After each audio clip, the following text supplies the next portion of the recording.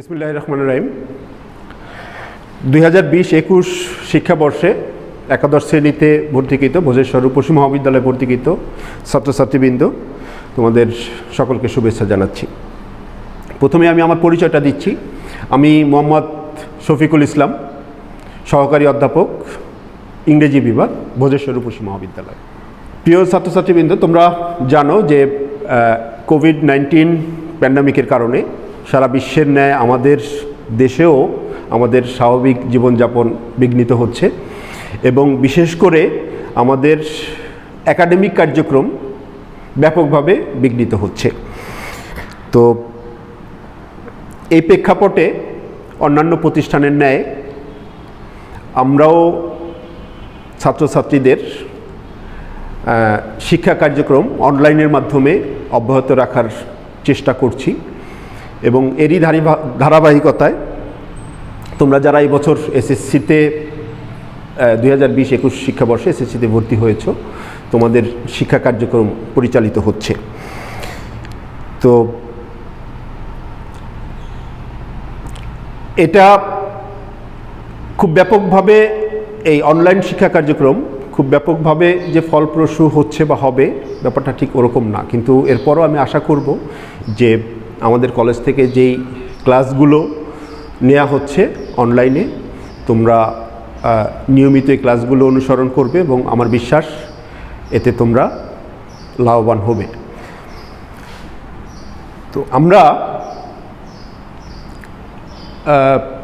তোমরা জানো যে ইংরেজি একটি আন্তর্জাতিক ভাষা এবং এই ভাষাটা রপ্ত করা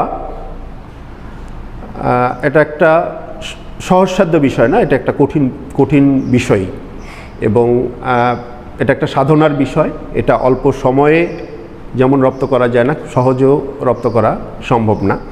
তোমরা ক্লাস 1 থেকে শুরু করে 10ম শ্রেণী পর্যন্ত ইংরেজি পড়ে আসছো। এই সময়টাতে তোমরা যে ইংরেজি খুব ভালো, সবাই যে খুব ভালো ইংরেজি রপ্ত করতে পেরেছো,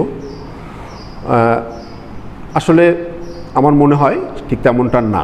কিন্তু আমি বিশ্বাস করি যে তোমরা যদি আরেকটু মনোযোগী হও, আরেকটু সচেষ্ট হও, তাহলে তোমাদের যে গ্যাপগুলো রয়ে গেছে, গ্যাপগুলো ইতিমধ্যে তৈরি হয়েছে, তোমরা সেগুলো ফুলফিল করতে পারবে। তো যাই হোক, আমি কথা বাড়াবো না। আমি আজকে তোমাদের সাথে আমাদের বেসিক গ্রামারের একেবারে প্রাথমিক একটা অংশ, পার্টস অফ স্পিচ, এটা তোমাদের সাথে আলোচনা করব। এবং আমি জানি যে তোমরা অনেক আগে থেকে এই জিনিসগুলো, বিশেষ করে পার্টস অফ বেসিক গ্রামারগুলো তোমরা চর্চা করে আসছো। তো আমি আজকে একটু ভিন্ন আঙ্গিকে বিষয়টা তোমাদের কাছে উপস্থাপন করব। আর আরেকটা জিনিস আমি তোমাদের বলে রাখি, সেটা হচ্ছে যে কোনো জিনিস, যে কোনো কিছু আমরা যদি তৈরি করতে যাই, তাহলে আমাদের প্রথমত যে জিনিসটা প্রয়োজন হয় সেটা হচ্ছে উপকরণ ব্যতীত আমরা কোনো কিছু তৈরি করতে পারি না। এটার টেকনিকটা আমাদের রপ্ত করতে হয় বা অনেক কিছু জানতে হয়, কিন্তু একেবারে প্রাথমিকভাবে যে জিনিসটা আমাদের প্রয়োজন সেটা হচ্ছে উপকরণ সংগ্রহ করা। তো পার্টস অফ স্পিচের ধারণাটা মূলত হচ্ছে তুমি ইংরেজিটা রপ্ত করবে, ইংরেজিটা জানবে, কিন্তু এর জন্য যেটা তোমার প্রাথমিকভাবে যেটা দরকার সেটা হচ্ছে তোমার ভোকাবুলারিটাকে, শব্দভাণ্ডারটাকে সমৃদ্ধ করা, শব্দভাণ্ডারটাকে এনরিচ করা। এবং শব্দভাণ্ডারটা শুধু এনরিচ করলে হবে না, তোমাকে প্রচুর শব্দ জানলে হবে না, এটা একটু শব্দভাণ্ডারটাকে এনরিচ করতে হবে, একটু গুছিয়ে এনরিচ করতে হবে, একটু ক্যাটাগরিক্যালি তুমি যে শব্দগুলো শিখছো সেই শব্দটার ব্যবহারটা কী, শব্দটার বৈশিষ্ট্যটা কী, শব্দটার ব্যবহার বিধিটা কী, এই জিনিসগুলো আসলে আমাদের আগে জানা থাকা প্রয়োজন।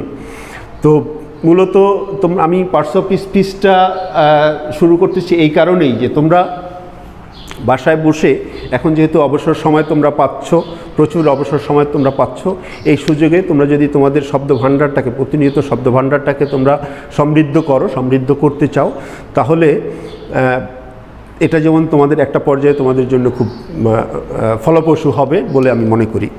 তো এই উদ্দেশ্যকে সামনে রেখেই তোমরা আমি পার্টস অফ স্পিচটা মূলত আজকে আলোচনা করতেছি। তোমরা জানো যে পার্টস অফ স্পিচ হচ্ছে, পার্টস অফ স্পিচের বাংলাটা হচ্ছে বাক্যাংশ। আমরা যে কথাই বলি না কেন সেই কথাগুলোকে গ্রামারের ভাষায় 8টা ভাগে ভাগ করা হয়েছে, এবং আমরা যে কথাগুলো বলি সেখানে যে শব্দগুলো ব্যবহৃত হয় সেই শব্দগুলো এই 8টা ভাগের কোনো না কোনো অংশের অন্তর্ভুক্ত।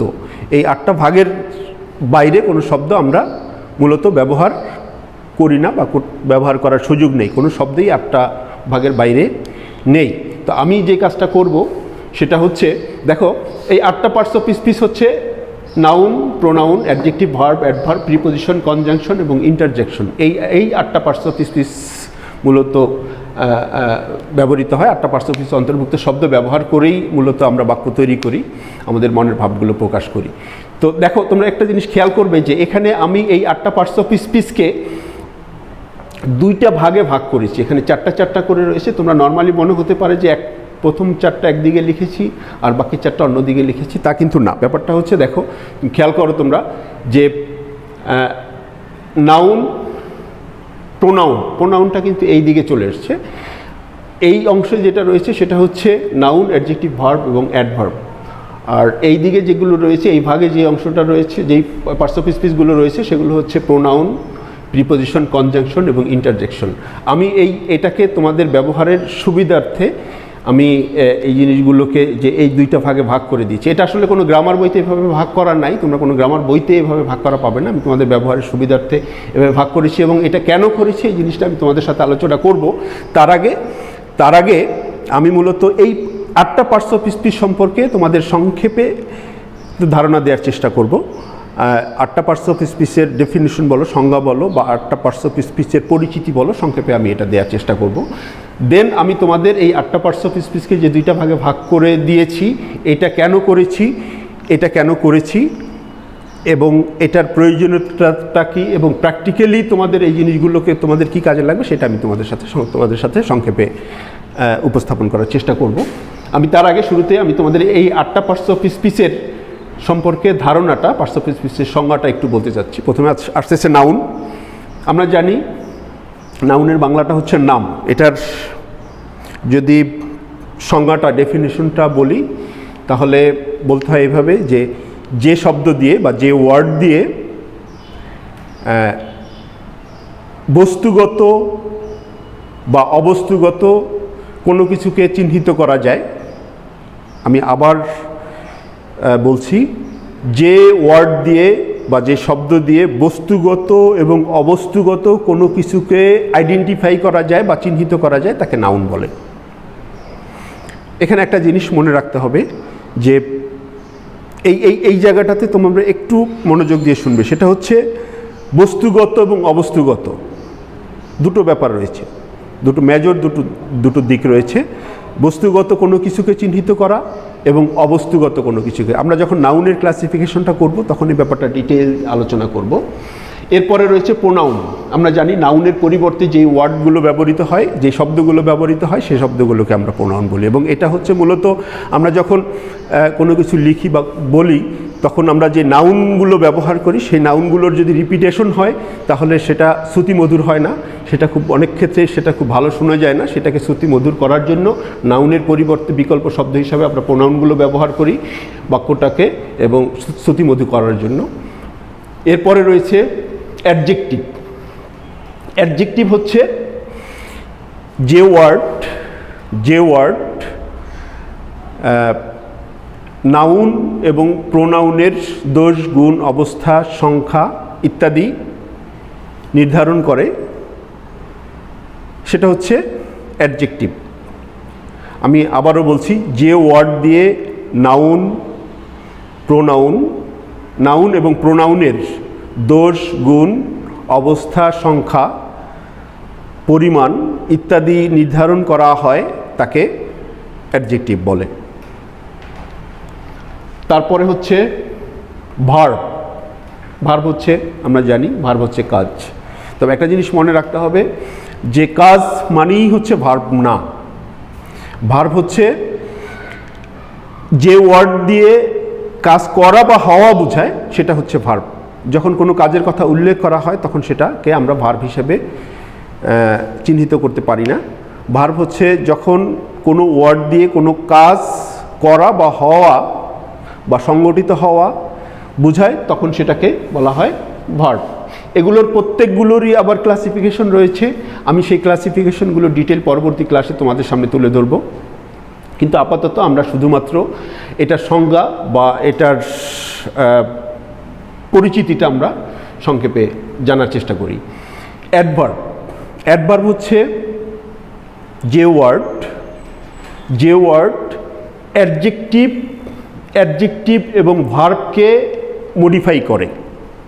অ্যাডভার্ব হচ্ছে, আমি আবারও বলছি, অ্যাডভার্ব হচ্ছে সেই সকল শব্দ যে সকল শব্দ অ্যাডজেক্টিভ এবং ভার্বকে মডিফাই করে। অর্থাৎ অ্যাডজেক্টিভ হচ্ছে দোষগুণ অবস্থা, এটা দোষগুণের মাত্রাটা নির্ধারণ করে দেয়, সেটা হচ্ছে অ্যাডভার্ব। এবং ভার্বের ক্ষেত্রে যদি বলি তাহলে যে ওয়ার্ড, ভার্ব যেহেতু কোনো কিছু কাজের সময়, স্থান, কাজের গতি ইত্যাদি নির্ধারণ করে দেয়, সেটা হচ্ছে অ্যাডভার্ব। প্রোনাউন এর আগে আমি বলেছি। এরপরে আসতেছে প্রিপোজিশন। প্রি শব্দের অর্থ তোমরা জানো, প্রি শব্দের অর্থ হচ্ছে পূর্ব, পজিশন হচ্ছে অবস্থান, তাহলে ব্যাপারটা দাঁড়ায় পূর্বে অবস্থান। আর মূলত হচ্ছে প্রিপোজিশন হচ্ছে সেই সকল ওয়ার্ড যে সকল ওয়ার্ড নাউন বা যে সকল ওয়ার্ড নাউন বা প্রোনাউনকে পূর্ববর্তী অপর নাউন প্রোনাউন অ্যাডজেক্টিভ বা ভার্বের সাথে যুক্ত করে দেয়।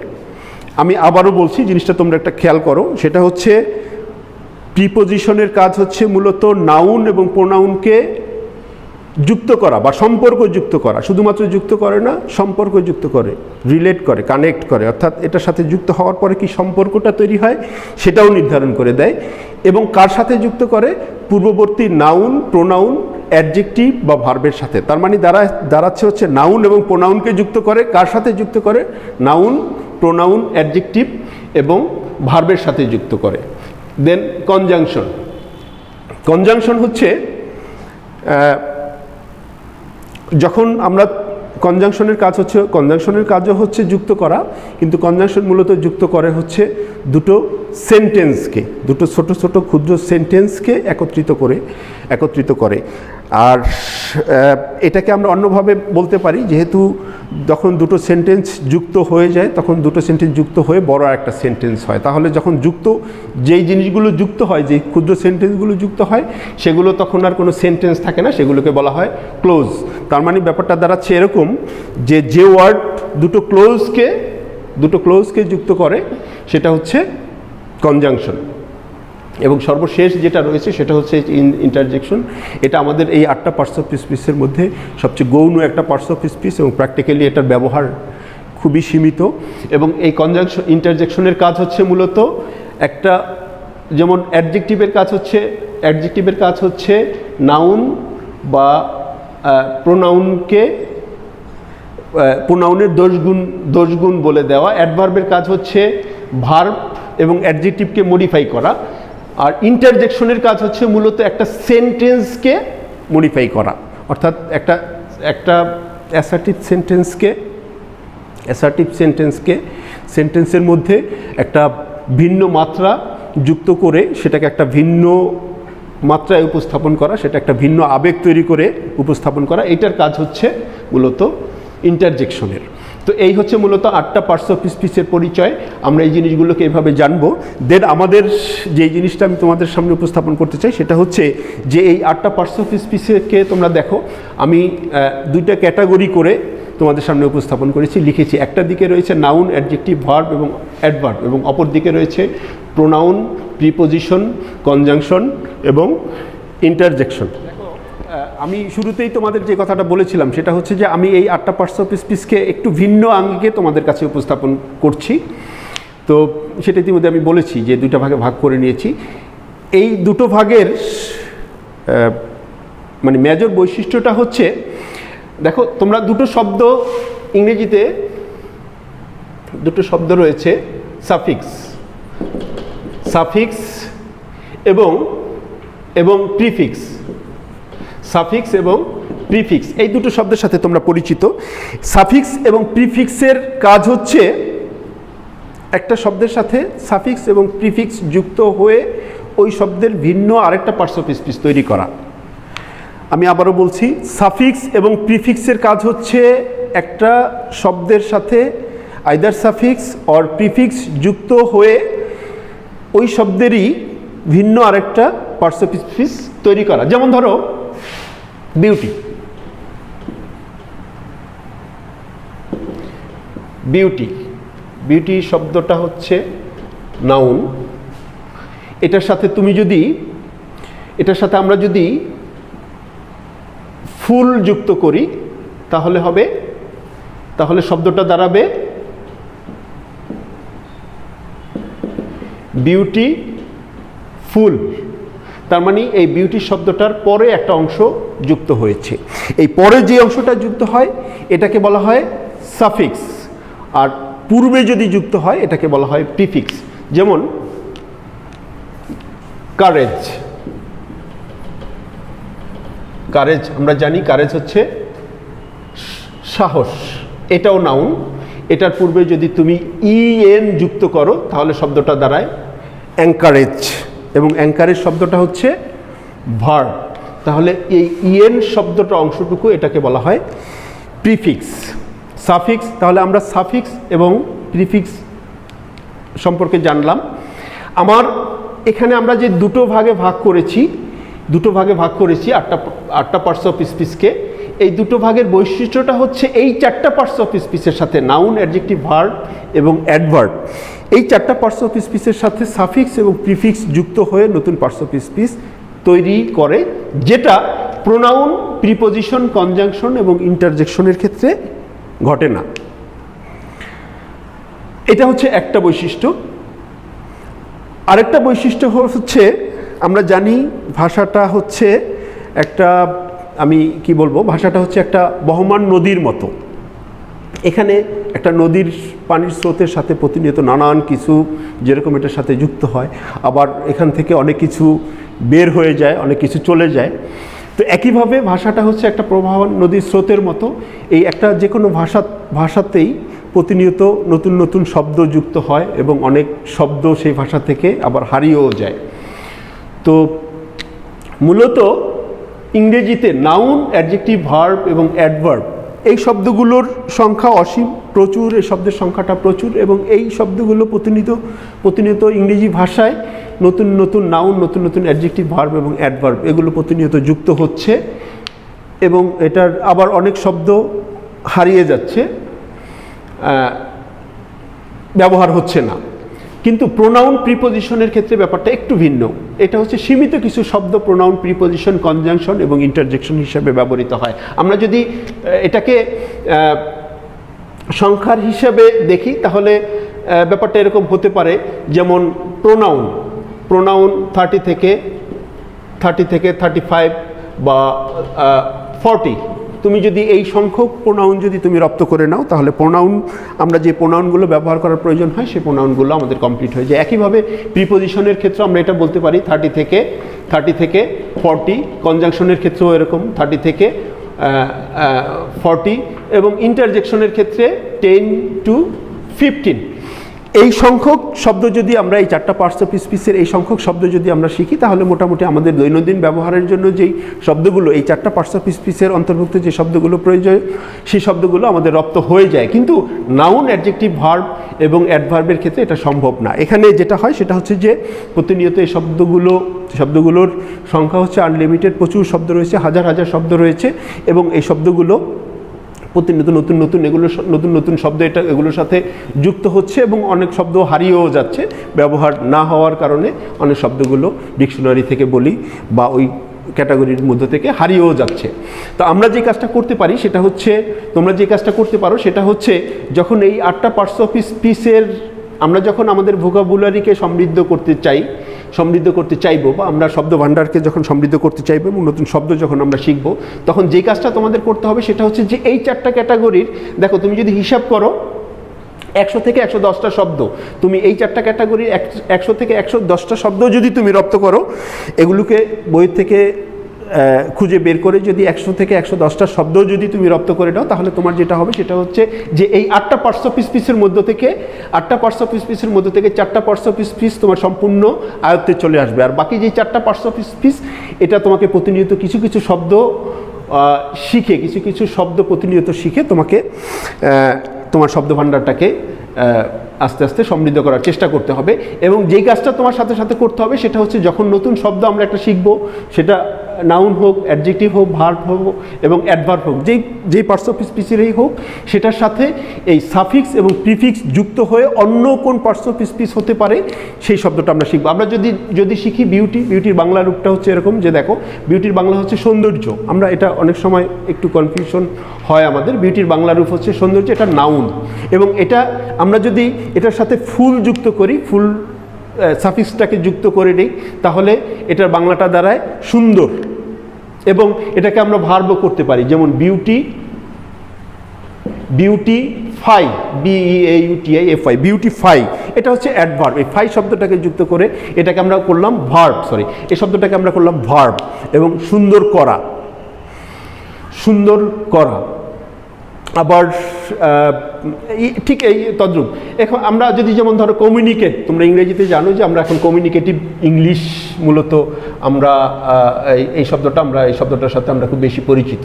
এখন কমিউনিকেট, কমিউনিকেট এই শব্দটা হচ্ছে ভার্ব। কমিউনিকেট এই শব্দটা হচ্ছে ভার্ব। এই শব্দটার অর্থটা বাংলাটা হচ্ছে যোগাযোগ করা।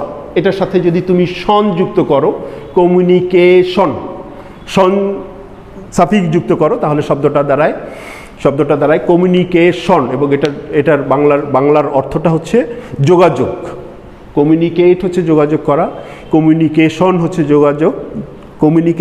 যোগাযোগ, নাউন। এবং এটাকে যদি তুমি অ্যাডজেক্টিভ করতে চাও, তাহলে তোমাকে যেটা করতে হবে সেটা হচ্ছে আইভি, কমিউনিকেটিভ।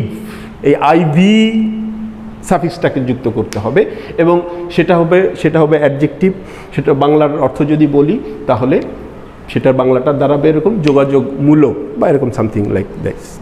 তো তোমাদের যেটা করতে হবে সেটা হচ্ছে, যখন আমরা নতুন শব্দ শিখবো, তখন এই সাফিক্স এবং প্রতিটা শব্দের ক্ষেত্রে সেটা যদি নাউন, অ্যাডজেক্টিভ এবং ভার্ব এবং অ্যাডভার্ব হয়, তাহলে সেটার সাথে সাফিক্স এবং প্রিফিক্স যুক্ত হয়ে যেই অন্য পার্টস অফ স্পিচগুলো তৈরি হয়, সেগুলো সহজ শিখতে হবে।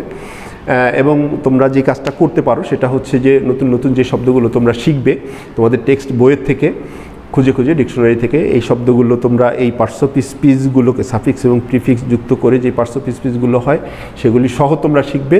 এবং তোমরা খাতায় এই শব্দগুলিকে লিখে রাখবে। তো আজকের মতো এটুকুই। আগামী ক্লাসে আমি তোমাদের নাউনের অন্য এই যেখানে যেই পার্টস অফ স্পিচগুলো রয়েছে, এগুলোর অনেকগুলোরই ক্লাসিফিকেশন রয়েছে, সেগুলো আমাদের জানা দরকার। তো নেক্সট ক্লাসে আমি ভার্ব এবং ভার্বের ক্লাসিফিকেশনটা একটু ডিটেলস আলোচনা করব। তো আজকে এই পর্যন্তই। তোমরা সবাই ভালো থাকো, সবাইকে আবারও শুভেচ্ছা।